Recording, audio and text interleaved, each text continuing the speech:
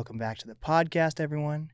Today I'm with an activist out of Seattle and an up-and-coming producer, up-and-coming artist. It's my pleasure to have Jaiden Grayson. Hi. You're not a producer, right? What? You're not a producer, right? I'm not a producer. Well, I mean, the way that I'm in my producer's face when they're making things, you'd think that I was. I feel that. You know? But I'm not, no. So I was going through like an old YouTube channel of you from like 6+ years ago. Oh, so yeah. how long have you been doing music? I've been doing music for a long time. When I was really little, you know how you have like a superhero when you're growing up? Like there's someone in your family that you just think is like the best. I thought you were going to say that. I was going to say like Spider-Man. But... No. Oh, okay. But like somebody in your family that you think is a superhero, like the person that I found to be my superhero, they told me you can do a lot of things, but you cannot sing. Oh. And for whatever reason, that stuck with me to, it was a core memory, as we would say. It was your origin story. Right. And it pushed me to sing because I was naturally gifted at certain things, sports, whatever it was. But something in that, it hooked me. And I was like, okay, I don't really like being told I can't do something or that I'm not going to be able to do something. So I went for it. And I've continued working and growing on it. And it's actually... I could sing. I can sing. Yeah. And I do sing. I do sing. There we go. Yes. So how long's that been then? A long time. Long time. 14, I think. I mean, I went to a Tacoma School of the Arts. Okay. So I started, in there. I auditioned with singing and all of that and got in. So, hey, so yeah. There's some success right there. Yeah. And I'm almost 30. I'm 28 now. So I don't know Happy how long birthday. this was. 16 years. Oh, wow. Yeah, 16 years. Dang, that's awesome. So, would you say you're part of the Tacoma music scene then, or Seattle music scene, or definitely how do you look not? at it? I would say my roots are always going to be in Seattle, just because my whole family is, it's rooted. Got it. That being said, I've traveled a lot just in life, but in Washington, just up and down I-5 from Marysville to Olympia, just spend time. Oh, just driving? No, I mean, like life, experiences, having family in different areas, going to school in Tacoma, going to college in Olympia, stuff so like your that. whole family's like in the Seattle area? Most of them, yeah. Like they themselves were like born and raised here? Yeah. Really? Yeah. I feel like most black people like immigrate from like the military or... Yeah, no, but my grandmother or my great-grandmother came here from New Orleans. Okay. Yep. So that's a long time then. Yeah. That's awesome. Yep. So how many projects do you have out right now? I only technically have one project out. It's called It Me. It Me? Yeah. Okay. 52 Kings produced that. Hey. Who I love so much. Yes, 52 Kings is a magical human being. And it was really one of those things where we met, he randomly heard me singing, and he was like, you know what we're going to do? We're going to make a project. And that's the roller skating guy, right? Yeah, he's kind of aware of many hats. He's got a lot of different talents, from hair to music to roller skating, a professional, like just in almost every respect. He's really amazing. Yeah. I think he was supposed to come on the podcast like a year or two ago, and then I think he FaceTimed me and said he had like some allergic reaction or some shit. That's very honest. He's a very honest guy. So if it happened, like he was probably on the way out the door and was like, man, this ain't gonna work. Where's the Benny? Yeah. So you're about to drop a new project though. Yeah. Or you're starting with a new single first called Mama. Yes. So tell me about that. Is that because you're a mama? Or what? No, honestly, it's because I don't feel like enough people I feel like there's a lot of music of women discussing men these days. And that's cool, but like, what about their moms? Oh. You know what I'm saying? Like, what about that? And I don't know about you, but when I was in my early 20s, and even before that, I would get in these relationships or whatever. And I don't speak for everybody, but I know you get to a point where you're roped in with the family and all the antics and the shit, and eventually you're just like, you just as dumb as your fucking mama, nigga. What the hell going on? You know? You're really close. Yeah. So it's kind of a rib shot for sure for most niggas to hear, I think. Oh. Yeah. But you're talking about moms in a positive light in this song. No, I'm not. I'm not. I'm not talking about moms in a positive light. I'm talking about the fact, I don't know if you've ever wanted to tell somebody like the apple didn't fall that far from the tree. Oh, yeah, Like, yeah, you yeah. know what I'm saying? And in the situation I was in, at least, it was like you could see so many of the traits that were making my life chaotic happening, and really coming from this person's mom. And I just kind of wanted to respect my experience and make something for that. Oh, so you didn't like the mom and the person equally, or? I liked them both initially, but I just mean that the antics, when things went bad, the antics that picked up were very connected. Oh. Like they had gotten a lot of validation from being a mommy's boy and things of that nature, which is cool and all, but when we're almost talking like mid-30s, we got to do something different. So it's inspired by like a real like relationship. Yeah, it's inspired by a real relationship, and it's inspired by wanting to give voice, wanting to call out to young people when they get in those situations. If you ever find yourself on the phone with somebody's mama explaining what they did or anything like that, hang up the phone and go live your life and go find new joy in people that make sense. Do you think it's fine to like your partner but not like their family? I don't give advice on what other people should do. I personally have done it, clearly. The song will show. And I wouldn't suggest it. I think it's important that there's respect, whether there's likability or not. There should always be respect. And if you can't respect the individual at the very least, because you're not going to be dating them, you're dating the person, not their mom. But if there's not at least respect amongst the families, that can be difficult. Mm-hmm. So is this one single lead into like a project you have in the works? Or? It is, yeah. I've got an EP coming out called 22 that I'm really excited about. It's like Taylor Swift. I don't know who that is. Guess there's some bad blood. Get it? I don't know who that is. Taylor Swift?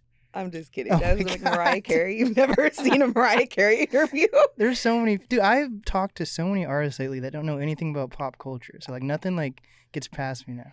I don't. I'll be honest. I couldn't tell you off the top of my head one of her songs, but I definitely am starting to pay attention to pop culture more because I would have to identify with those other people who have no idea what's going on. I'm trying to get tapped in. Right. Isn't that weird? As an artist, I feel like those are the people that need to be the most tapped in. Or no? I don't know. I'm tapped into good music, but Right. I think that's... I'll put you on the spot then. What's good music? I mean, Hiatus Coyote is good music. I don't even know who that is. Billie Holiday's good music. Oh, that's old music. That's good music. That old music. Kamau is good music. Oh, that's true. Anderson .Paak. What about like Tekashi 6ix9ine? Excuse me?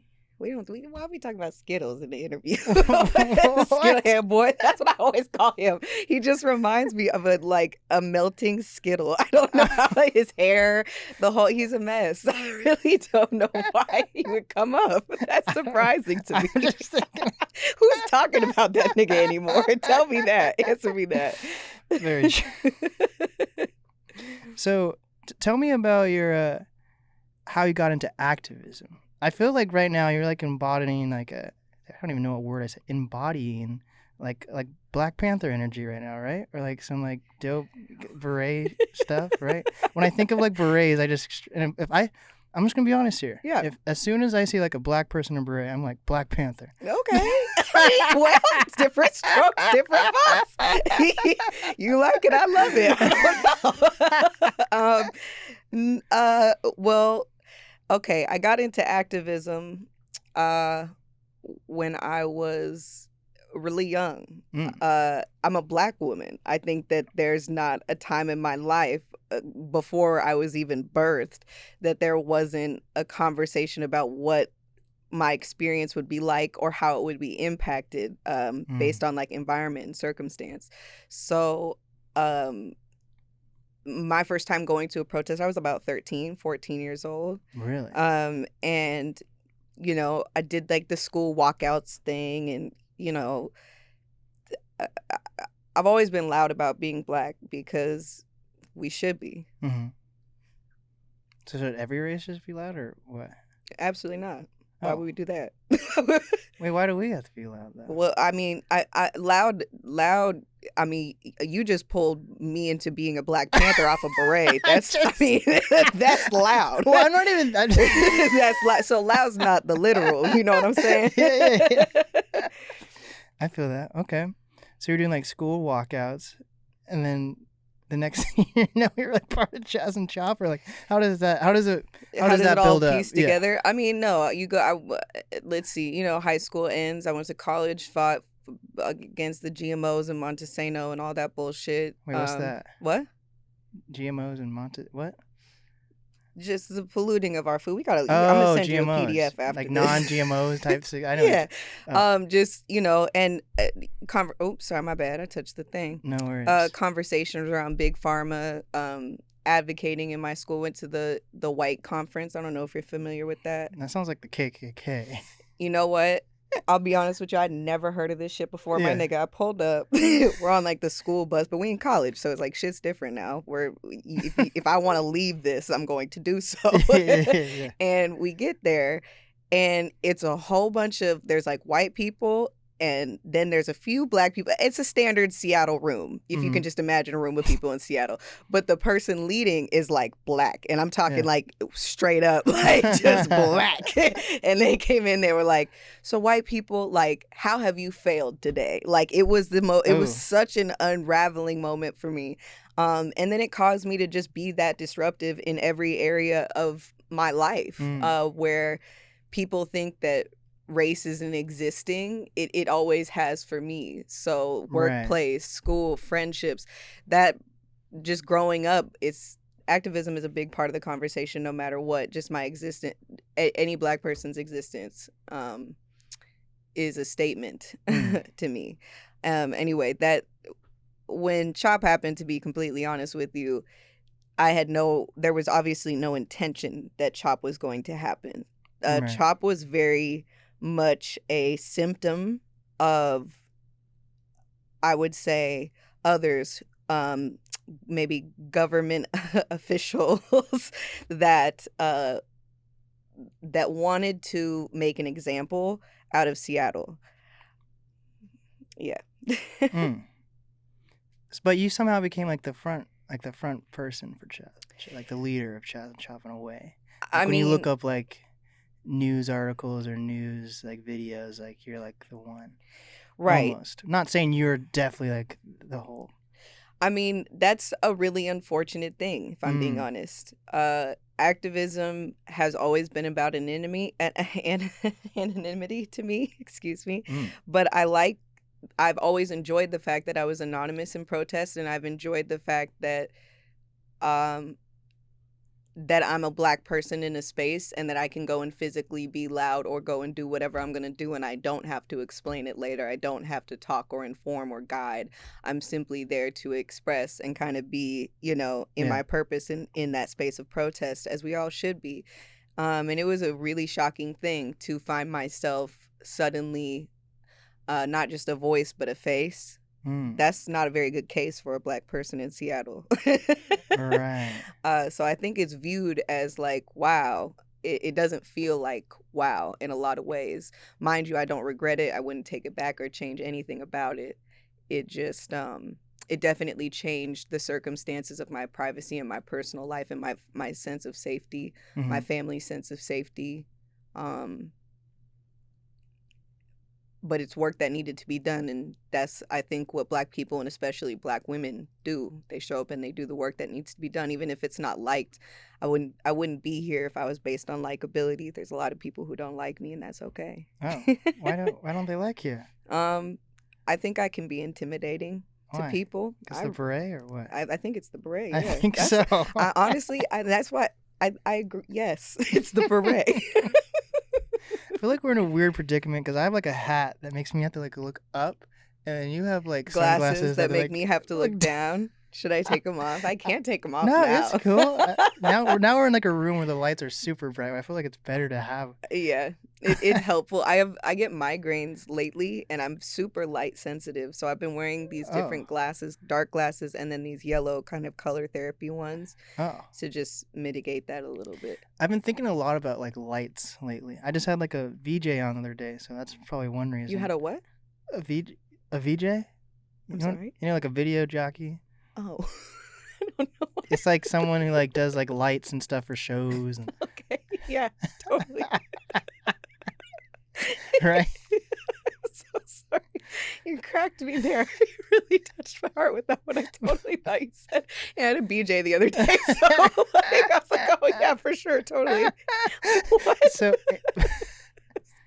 but like, I was at my other studio like before the pandemic, before I had like any cameras. Mm-hmm. For some reason, I would set up like photo shoot lights. Okay. Like, so I'd be on my couch or whatever at my studio, and I just have these like bright lights just blaring at my eyes, but there was like no cameras or anything. So I always think about why I did that, and I wonder like, or like I have one of my clients who also has a podcast, Nate Lewis. Mm. He's a drummer, right? Mm. And he was like, Blake, can you turn up my headphone levels?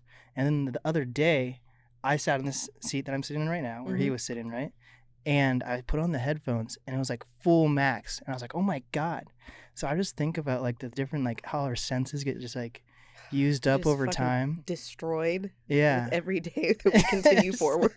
Yeah, like I'm in the studio space for like at least 5 hours a day. I wonder what that does to my eyes. Yeah. And you know what I mean? Yeah, no, I actually had to Cameron from King Youngblood. Yeah.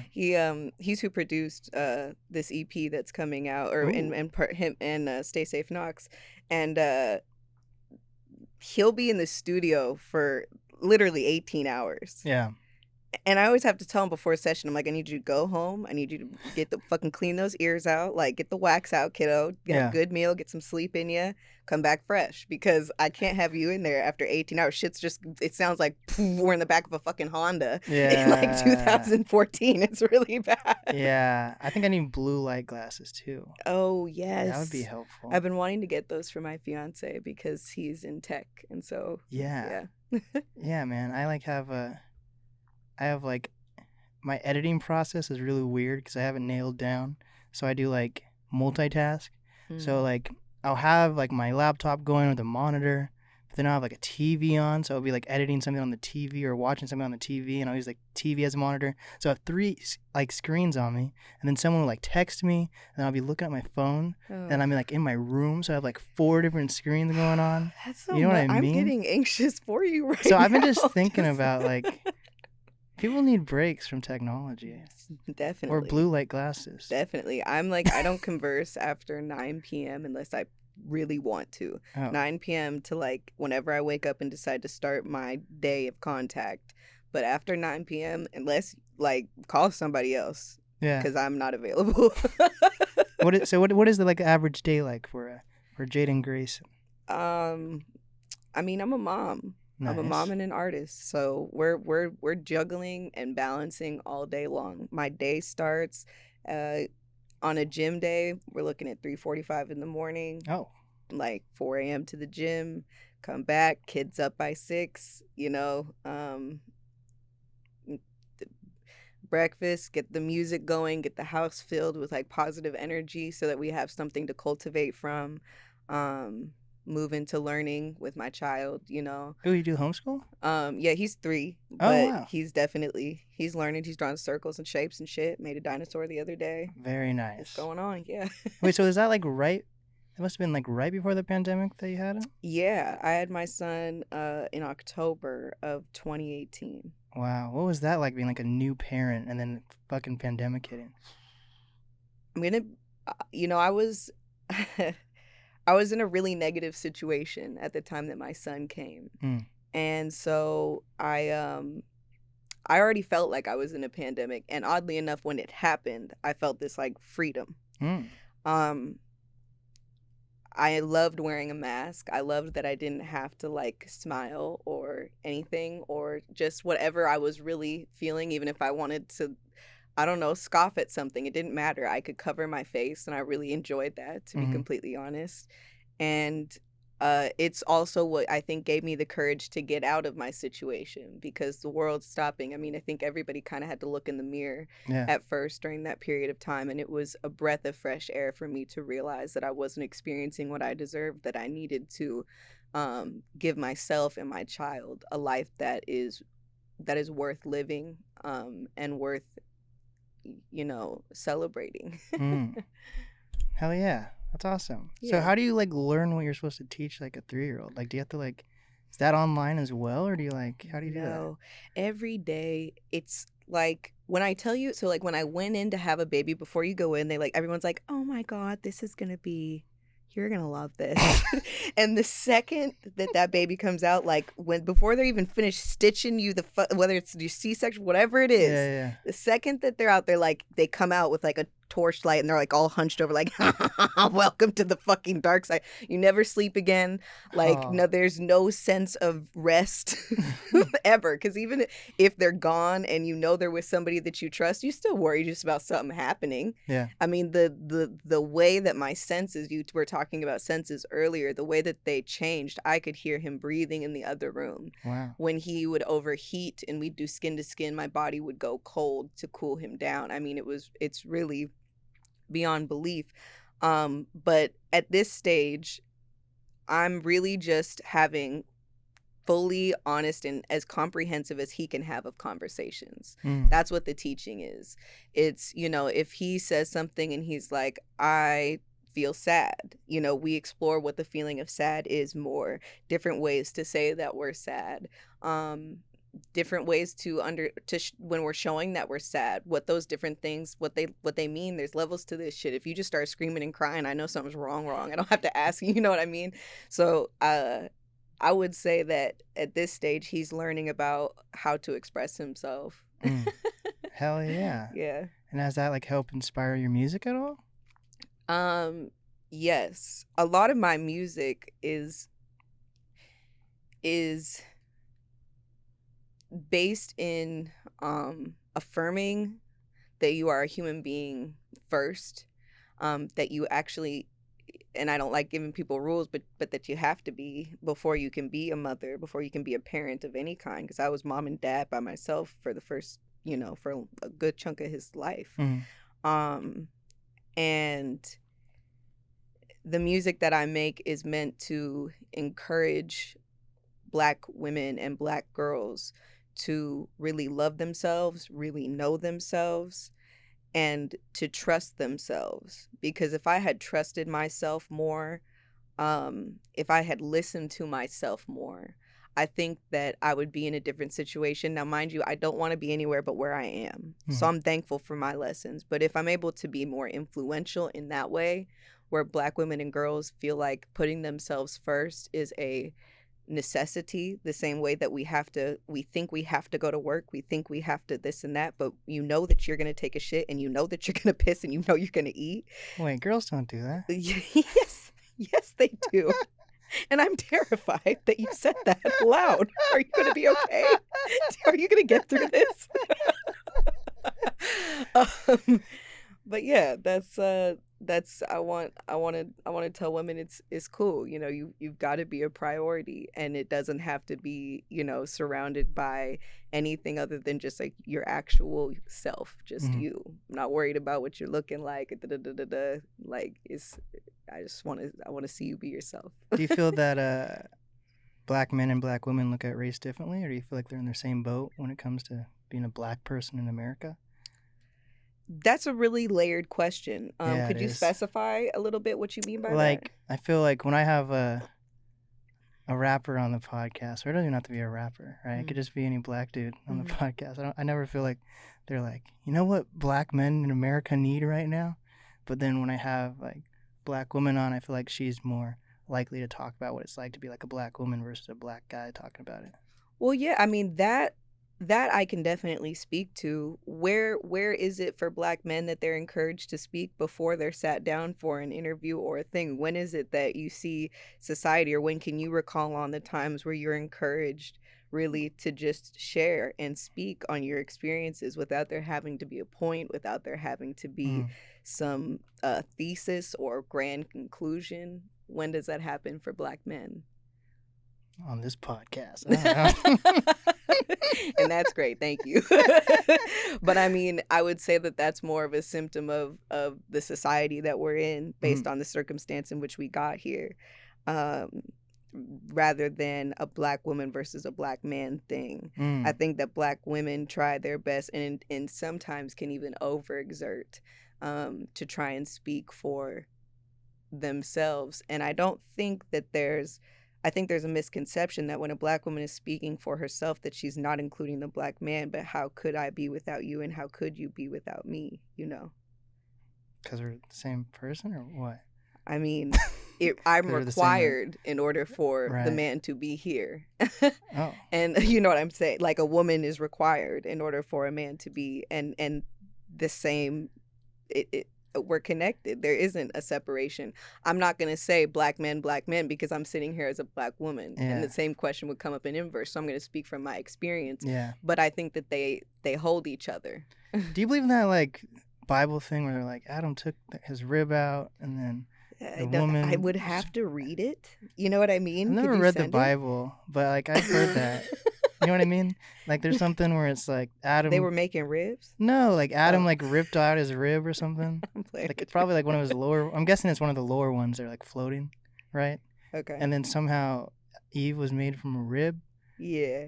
I don't know. I don't know, but you know what I do wonder? If Mary was trying to teach women to lie.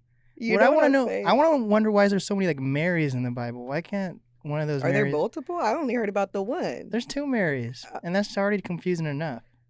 Damn. Okay. Well, there's they didn't have many names to go off back then, from what I understand. Really, I feel like Jesus is out there. If you can come up with a name like Jesus, I feel like you can think of more names than Mary. You have to answer for that. So you're in a good place now, though, with the pandemic. And where do you feel like this pandemic is going? Do you think it's almost over? That's so Raven my shit to the future, nigga. Do we know? Like I don't know. I've got absolutely no fucking clue. Yeah. I have absolutely no idea. I think that there's a lot of fractures. I'm looking around, like if I was looking at the world, it seems like there's a lot of fractures. There's a lot of like very loose fault lines. Like actual like the volcano that happened? No, I'm saying metaphorically. It appears like I can be more literal for you. I got you. But you did see that underwater volcano. I did see that shit. Yeah, I thought we were gonna get tsunamis here. I was kind of waiting for them. They never happened. No. You saw that? You got that like warning on your phone, right? Yeah, I definitely saw it. Yeah, and I was like, shit, we're about to get hit by some tsunamis. No, I didn't even worry about it, not for a second. But that's what I feel like the pandemic has done to me. I'm like, fuck it, tsunami, just chill. I've got my mask, we're good. I got my mask and we're good. Okay, so sorry, I got you off track. You were saying something about... There's a lot of circumstances stacking on top of each other for people who were already marginalized, already disenfranchised. And there's a lot of issues coming up for people who have typically been unaffected by anything that happens to the general populace. That 10 to 1% has generally been unaffected. But if this was to continue on, and if we were to either collectively apply pressure as like a general population, or if something outside of us, like a natural disaster, etc., or another insertion of some variant of COVID, I don't know, the iceberg's melting. Yeah, I would say that things are kind of unraveling themselves. Maybe this is the apocalypse. Who knows? That'd be kind of crazy, right? I am chilling. Like, I don't know if zombies would happen though, but I've been definitely really into zombie movies. Have you seen the Reddit where they claim that the Titanic wasn't the iceberg thing, but that it was actually, there was a zombie outbreak? Oh shit! You gotta get into Reddit. I love Reddit. I haven't followed. What? I'll forward it to you, because let me tell you, that was some tea. Dang. That was some tea. Dang. And it's from somebody who claims as a child that they were on the Titanic. Oh, and they just happened to be on Reddit? No, their grandchild was, or great grandchild was doing a project and wanted to know about it, and found out that their great grandfather, whatever, was like on the Titanic. And at first he wouldn't talk about it, and then he opened up. It could all be bullshit, but when I tell you that I was reading it at 3 a.m., just hooked, That 'Cause sounds like totally into it. that sounds like a thing where like when like veterans from like Vietnam or whatever didn't want to talk about like what happened. You know, like Yes. that's the thing. What if they were just there's just zombies or something they didn't want to I talk mean, because about? I've wondered why we gave such a fuck about the Titanic. Like, what was the big deal? Like, Actually, I that's mean, a I good get it, because it was like a big but it's ship. just stuck around for quite some time, don't you think? Like, did something more happen because y'all keep bringing it up? Like, Wait, why was it a big thing? exactly. I guess it was just a big ship and a lot of people died. Reddit knows. And there's a movie about it.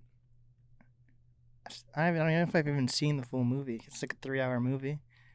It's Okay, like I've definitely seen the movie. but it's like just like a love story. It all. Those movies suck. You always know what's gonna happen. Well, I guess he died, so that was maybe a plot twist. Yeah, the door. You gotta watch it because everyone who sees it, if I bring up the door that Rose didn't let this nigga get on, Yeah, like, I saw there was room. Mythbusters. Have you ever seen Mythbusters?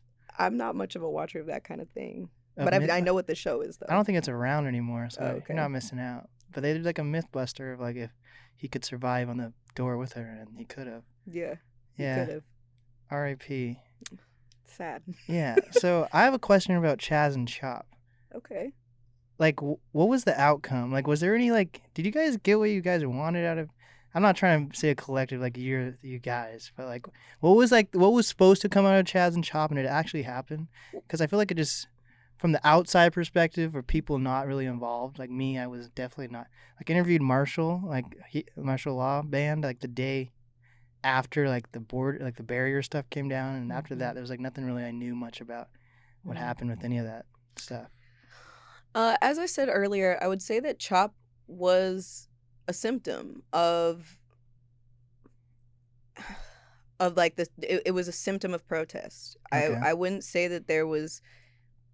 I would say that there's a lot more that could have been accomplished in that space, but what we're dealing with is a real thing. And I think in that little brief period of time, when you're facing media, news and media, when you're facing local government, when you're facing law enforcement, I think that there's your initial perception of what that experience is going to be like, at least for a lot of the individuals who, for the first time, were seeing protest in their community, in their city, in that way, sustained. I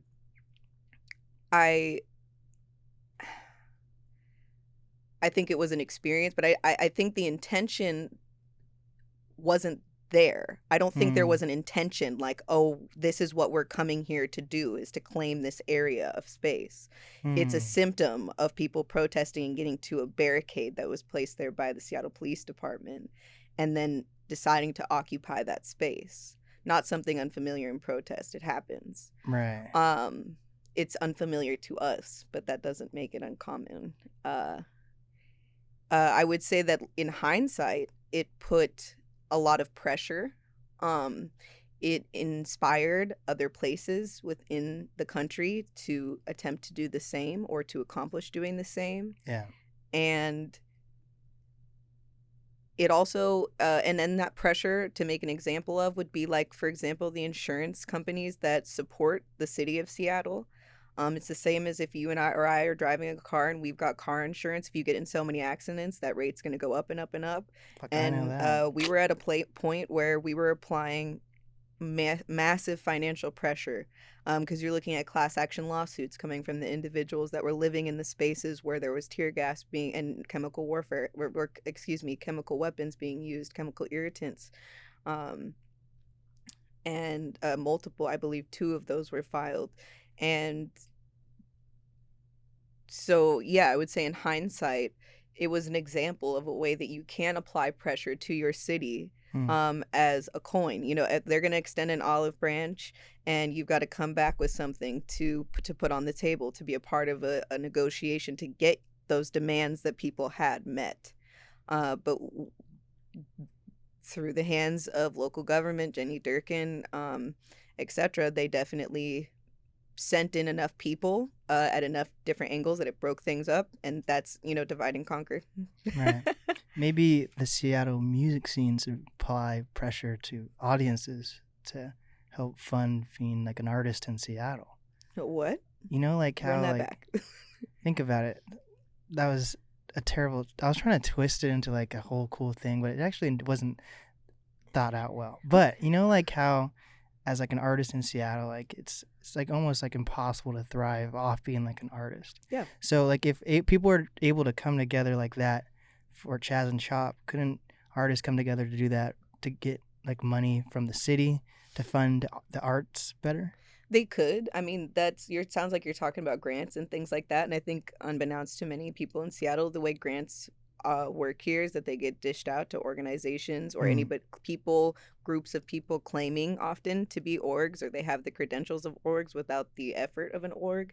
Um, and that money ends up getting cycled, amongst that tier of people, right back into the infrastructure that's not helping anybody. Right. So I would think it's possible, yeah, but I encourage individuals to, especially Black artists in Seattle, if somebody says that they're a fan of you here, if then they also can be actively figuring out how to support you as an individual to another individual without it having to be some big thing. Mm. And taking on that personal responsibility is what transitions somebody from, I would say, social media activism to actual activism, is just making the decision that when you're navigating the world and you see people who are in need, if you are a person of privilege, that you're going to, help and provide where you can. Right. What's your experience has been like being in the music scene in Seattle? There's a lot of weirdos in this shit, man. Oh. Just a lot of weird shit going on. And yet the talent is undeniable. When you see somebody that's talented, they stick out like a sore thumb because we're in Seattle, and you can see an artist. I think that you can feel an artist, and so there's a lot of opportunity here in the sense that you can stick out and you can create your way if that's what you want to do. But it is difficult. There's a lot of politics that don't get discussed maybe as much.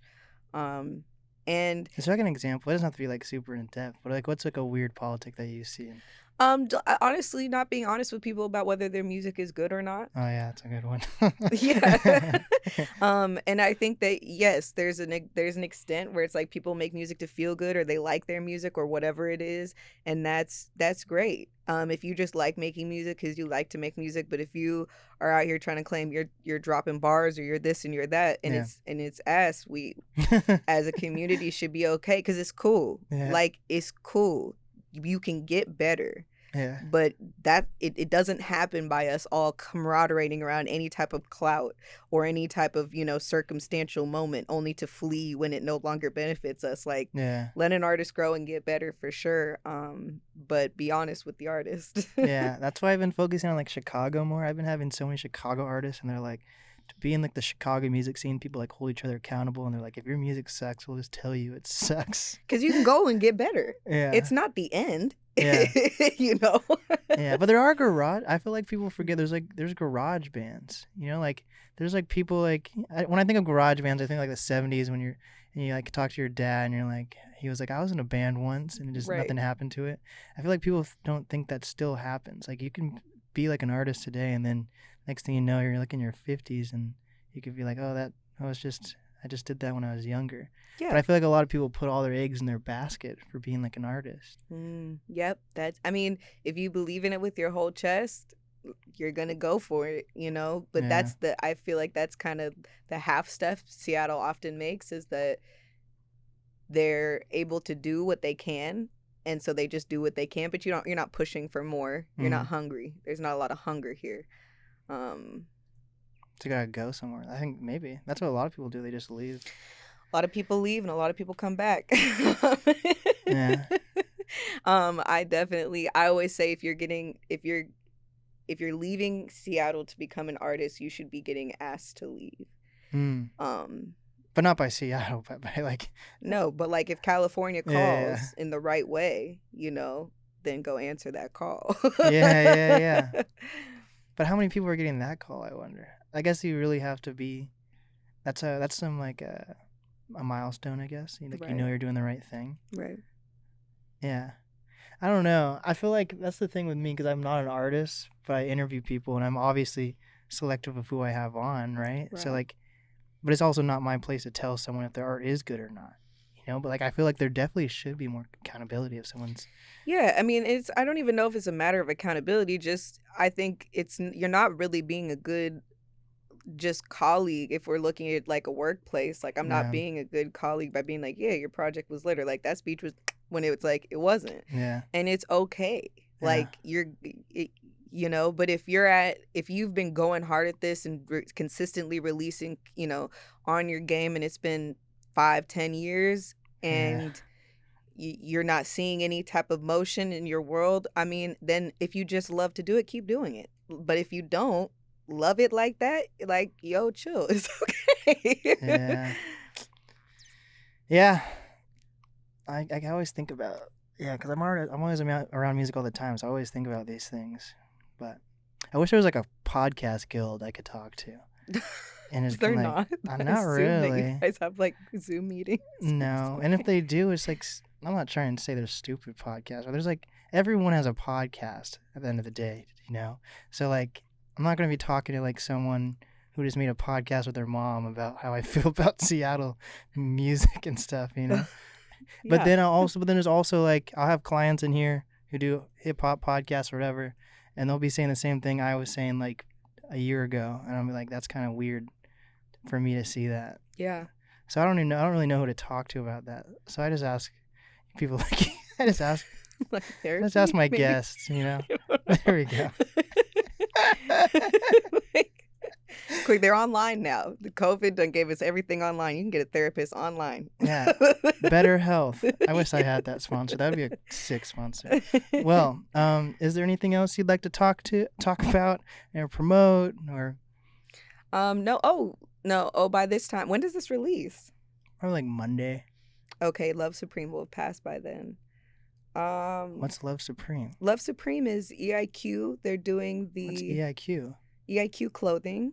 It's ran by Lex Nicole, Tanya, Artspiration, Oh, I Bean know that. Cage. Yeah. Yeah, they've got a drop happening tomorrow in an event that's gonna be really cool. I'm performing at that. Hey, Yeah. maybe we can like repost something or try to Yeah. help out. Yeah. There we go. Is that one of your first performances back from COVID or no? No, I've been performing at Paragon. Where's Paragon? Paragon's in Queen Anne. Is it like a restaurant or is that like a venue or what? It's a bar, and they've got food. It's a restaurant bar Nice. thing, but it's very quaint and cute, and like it's a great space for you to go and do the best that you can, and then figure out how to do better. Yeah. I appreciate them for that. But it's just a very quaint, sweet little spot. But no, I've been performing. I performed during the pandemic as well. Oh, there we go. Yeah. I'm having my first live show tomorrow. You're going to a live show? I'm doing mine. Oh, I thought you said you weren't an artist. I'm not. I'm doing a live podcast. Oh. Yeah, with an okay. audience, and then my guest is flying in from LA. He actually just arrived in town. Oh, cool. And he's performing a set afterwards. Oh, that's so exciting. That'll be awesome. Hell yeah.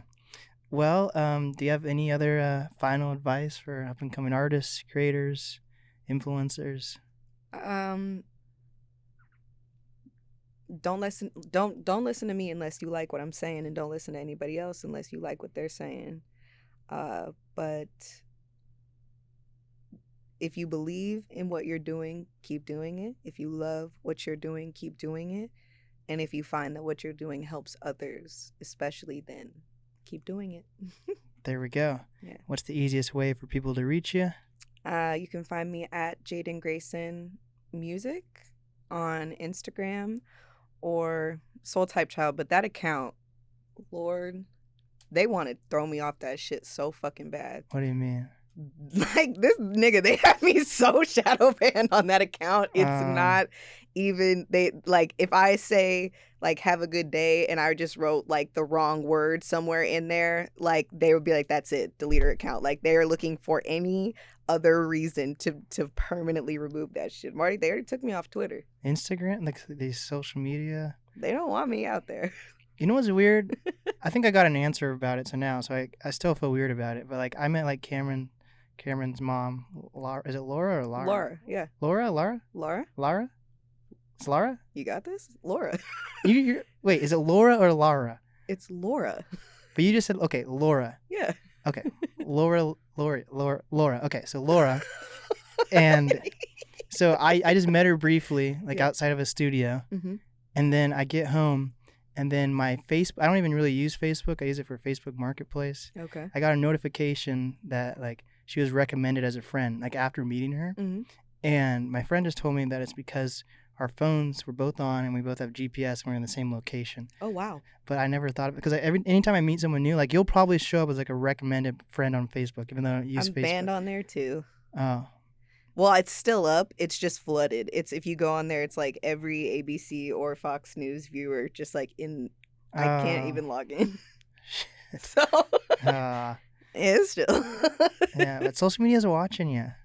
Yeah. So Well, just know. that's how it goes. Yeah. Well, that's my advice. Social media is watching you. Yeah. And yeah, this has been the NAST podcast with. Wait, where were you going? You said you met Laura. Oh, it was about the Facebook thing. Okay, I was like, what else? That was what about Laura? it. That was just like Facebook was watching me. She's amazing. She's a great person. Yeah. Okay, sorry. There We we can go. end it now. It's the NAST podcast with. Jaiden Grayson. And we did it.